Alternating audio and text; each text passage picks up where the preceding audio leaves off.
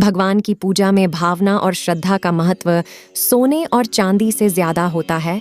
इस बात को अत्यंत खूबसूरत तरीके से समझाने हेतु श्री कृष्ण और उनकी दो बीवियों रुक्मणी और सत्यभामा से संबंधित एक बहुत ही अच्छी पौराणिक कथा है। भगवान श्री कृष्ण की पत्नी सत्यभामा के मन में एक दिन बहुत ही अजीब सा विचार आया। वह हठ करने लगी कि श्री कृष्ण जी को अपने गहनों से तोलेंगी। श्री कृष्ण जी को जब यह बात पता चली तो वे सत्यभामा से कुछ बोले नहीं, बस मंद मंद मुस्कुराने लगे। सत्यभामा अपने ढेर सारे जेवर ले आईं। पलड़े के एक तरफ उन्होंने भगवान को बैठा दिया और दूसरी तरफ अपने जेवर रखने लगी, लेकिन पलड़ा अभी भगवान की तरफ ही झुका था। सत्यभामा के पास जेवरों की कोई कमी तो थी नहीं। वो जाकर और ढेर सारे जेवर ले आईं, लेकिन पलड़ा जरा भी नहीं हिला।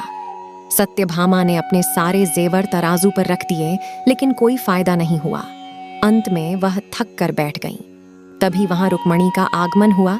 सत्यभामा ने उन्हें सारी बात कह सुनाई। सत्यभामा की बात सुनकर तुरंत रुक्मणी जी पूजा का सामान ले आईं। उन्होंने भगवान की पूजा अर्चना की और उसके बाद में जिस पात्र में भगवान का चरणोंदक रखा होता है उसे गहनों वाले पलड़े पर रख दिया। देखते ही देखते पलड़ा झुकने लगा और भगवान का पलड़ा ऊपर उठ गया। सत्यभामा हैरानी से सब कुछ देख रही थी। उसको समझ नहीं आ रहा था कि जो पलड़ा उनके इतने सारे गहनों से नहीं झुका, वो एक हल्के से पात्र से कैसे झुक गया। वे रुक्मणी से इसका कारण पूछने लगी।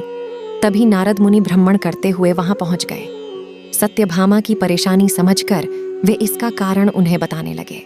नारद जी बोले, भगवान की पूजा में महत्व सोने चांदी के गहनों का नहीं होता, बल्कि सच्ची भावना और श्रद्धा का होता है। रुक्मणी ने अत्यंत प्रेम से भगवान का पूजन किया, जिससे उनकी श्रद्धा और भक्ति की ताकत चरणोंदक में समा गई। जब रुक्मणी ने वह पात्र तराजू पर रखा तो उनकी भक्ति की ताकत से पलड़ा नीचे चला गया। ईश्वर को सिर्फ सच्चे प्रेम, श्रद्धा और भक्ति की भावना से ही पाया जा सकता है।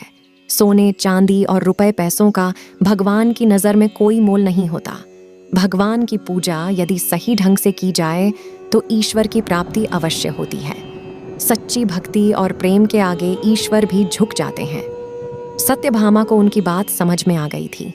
इस पौराणिक कथा के माध्यम से हमें यही सीख मिलती है कि अगर भगवान के करीब रहना है या ईश्वर को प्राप्त करना है तो सोना, चांदी और पैसा जैसी भौतिकवादी चीज़ों को भूलकर अपने मन में श्रद्धा का भाव उत्पन्न करें। यही एकमात्र मार्ग है सच्ची भक्ति और ईश्वर को पाने का।